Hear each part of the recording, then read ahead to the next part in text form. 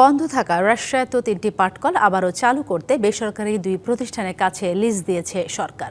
মঙ্গলবার প্রধানমন্ত্রী তারেক রহমানের উপস্থিতিতে বাংলাদেশ জুট মিলস কর্পোরেশন BJMCর সঙ্গে প্রাণ RFL গ্রুপ ও হ্যামকো গ্রুপের এ সংক্রান্ত চুক্তি হয়।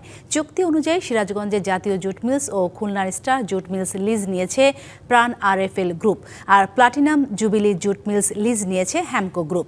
মিল 3টি চালু হলে 600 কোটি টাকারও বেশি বিনিয়োগ হবে ও অন্তত 11,500 মানুষের কর্মসংস্থান সৃষ্টি হবে।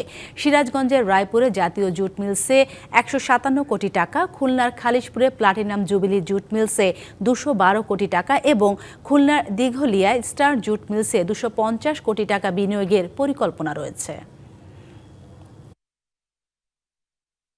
মাননীয় প্রধানমন্ত্রীর নির্বাচনী কমিটমেন্ট ছিল নির্বাচনের আগেও এবং নির্বাচনের পরেও।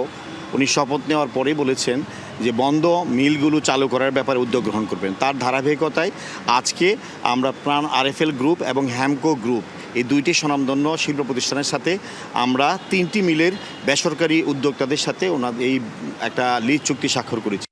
নগদ নিয়ে এলো হার না মানা হার অফার। সর্বনিম্ন 10,000 টাকা রেমিটেন্স নগদে পাঠালে থাকছে স্বর্ণের হার জেতার সুযোগ।